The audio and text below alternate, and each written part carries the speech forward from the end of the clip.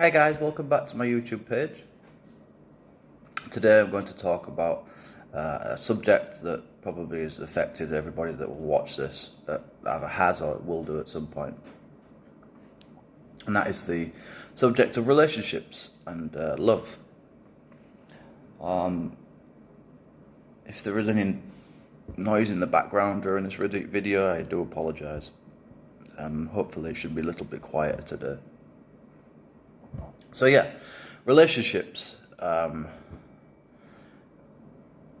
Everybody wants at some point to be in a relationship, and everybody at some point wants to be single.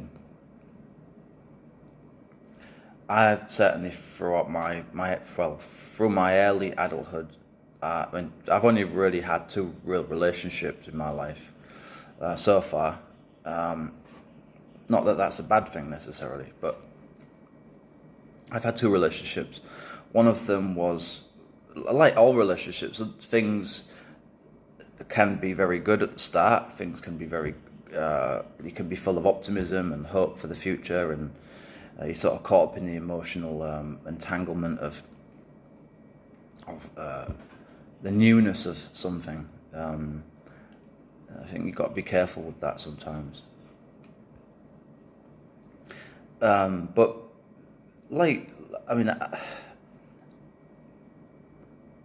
my first relationship was, it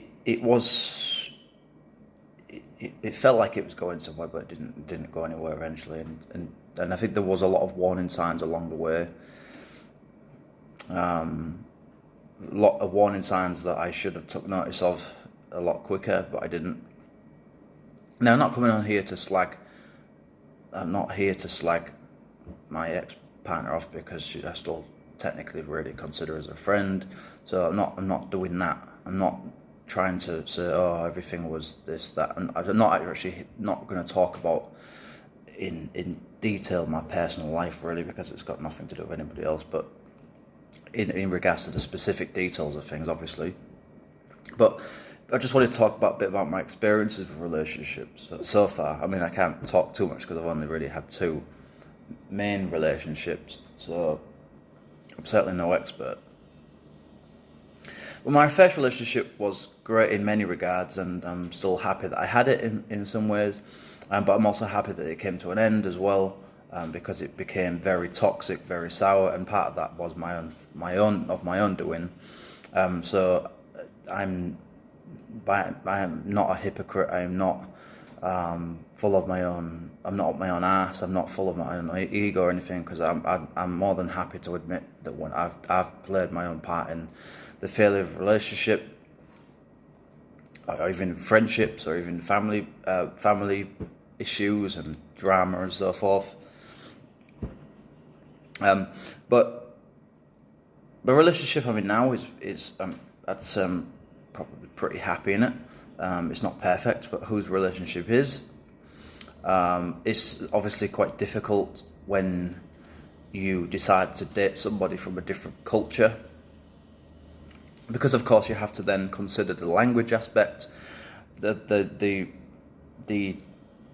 depth of areas of culture that you need to understand, really, to understand somebody's.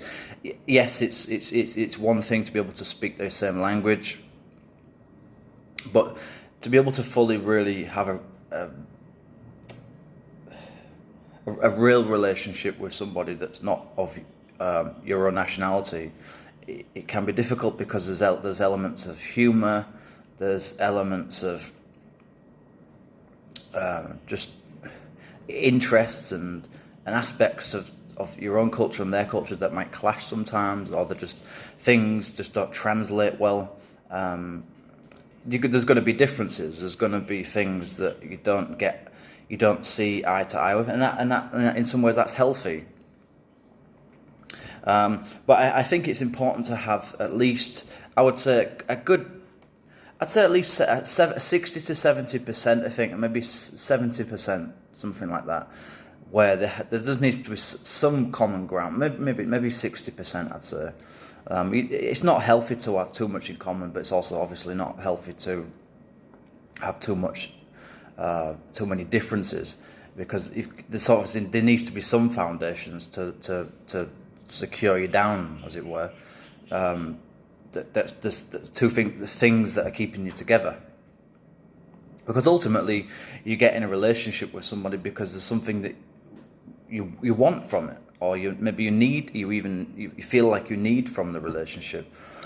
Whether that's love, whether that's security, whether that's maybe it's a child. I mean, maybe eventually you would like to have children, and you're trying to find what you deem to be the right person to be the right father for you, or the right mother for you, for your children. For me, in regards to children, I'm not really at the moment planning on having any children. I mean, I definitely would like to have children in the future. But just the circumstances are just not. It's just not secure or strong enough right now. I just don't have the finances. I'm certainly not in a right position to be able to have, to be able to really bring up the children in the way I'd like them to be brought up. So that's just not an option. If something happens, and and my partner gets pregnant, then that will obviously be something that I would have to deal with. But I'm trying to be responsible, and hopefully that won't happen for another couple of years. But children is certainly something I'd like to have at least. I'd like to have one child, really, ideally, if I'm honest, and I'd probably like to have a boy. But we'll see what happens there. But let's get back to what this topic is really about: is relationships. So, what some of the things I've learned from relationships? I've learned that it's important to find somebody that's, like I said earlier, that's somebody that is on your wavelength, somebody that understands you. But it's important to keep an air of mystery about yourself, I think, in a relationship. When you get to that point where you both know more or less everything about each other, it's not that it's not fun anymore. It's not that you should just give up and just break the relationship. I'm not saying that, but it loses some of the quality, I think. And I think it's only that it's at that point when things can start to break down. Now, I'm not saying keep secrets. I'm not saying, I don't mean that. I just mean don't reveal everything about yourself. Maybe let your partner work some of those things out about you. As long as they're good things. But I just don't think it's healthy to let your partner be everything for you, or you be everything for them. I don't think that's not the right way to approach it. I don't think, and that's the same with friendships as well. I think this should always be an element of yourself that you keep private. That's you in your own time. You can be completely you when you're on your own. And I think that's important. I don't think you should ever. I think you should try to be honest. Absolutely. And I always recommend being honest. I've lied before. I've done things before. I've cheated before. I've done things that were wrong, and I admit that. And I wish I hadn't done them, and I regret them. And I'll come on to those things in a moment as to why some of that stuff happened. But I think it's important to be yourself, but to keep.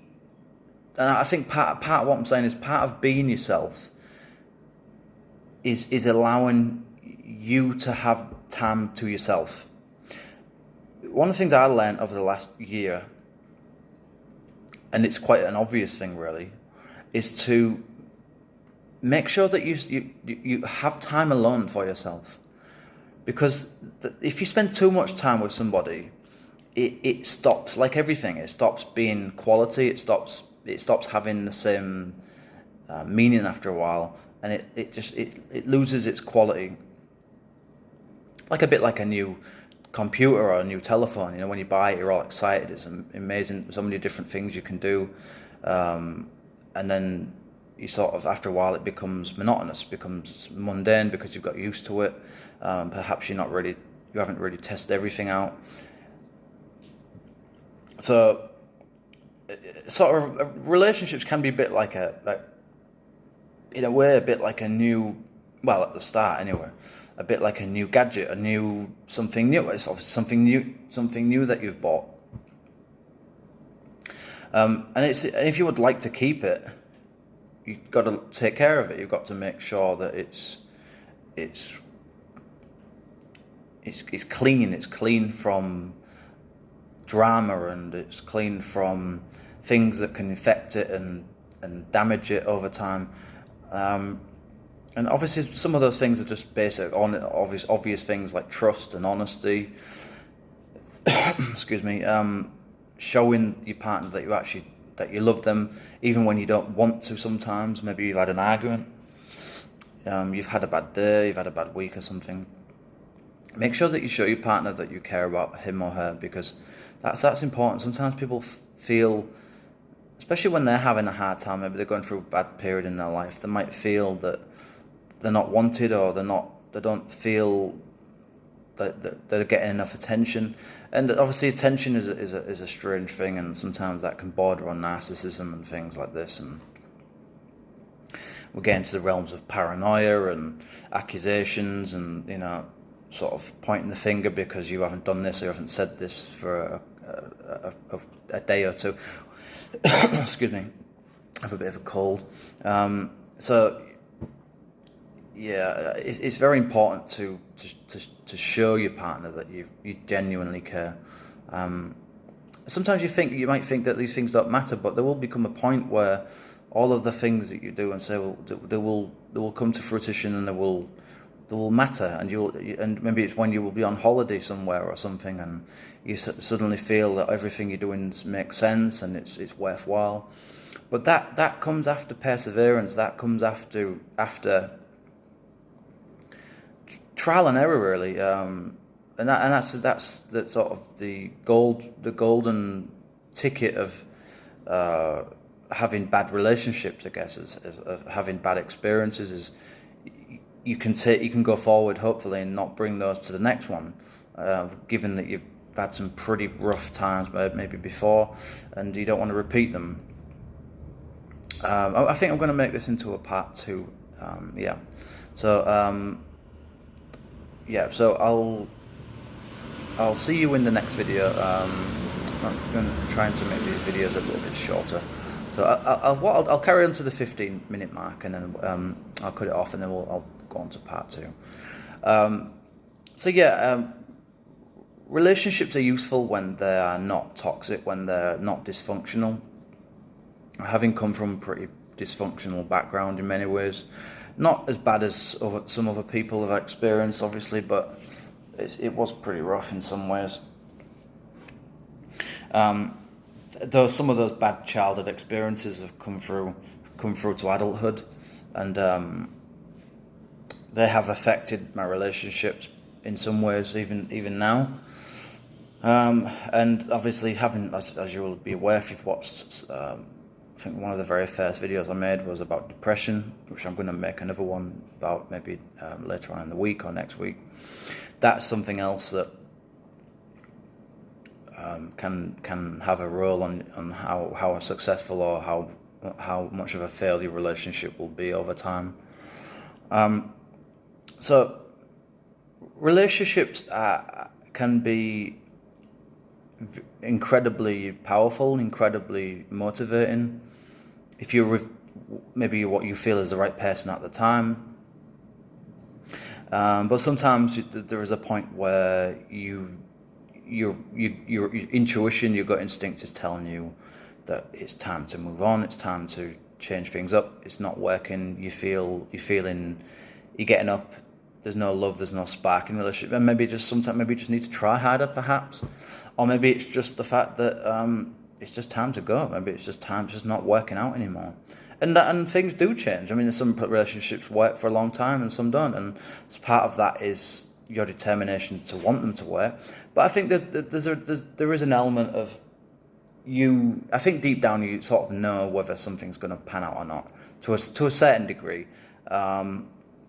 I think once you start ignoring those moments of sort of misery and sort of just disappointment, and your expectations aren't met anymore, or maybe you just aren't making your partner happy. Maybe it's you that's the problem. You know, maybe it's actually you that's causing issue. Okay, and if that's again, then it's time to say move on as well. You know, or it's time to change some of your behaviour, and time to change your attitude. Time to change your life if necessary. If you really love somebody, maybe then if you feel like it's somebody that's worthy of you changing for, then maybe that's what you should do. But I think there is points where there's just this genuine times in relationships where things just aren't working. It just doesn't work, and you try things, it's not working. It's just not going to work out.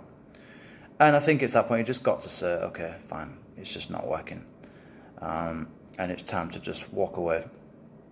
So thank you very much, guys, and I'll see you in part 2. Thank you.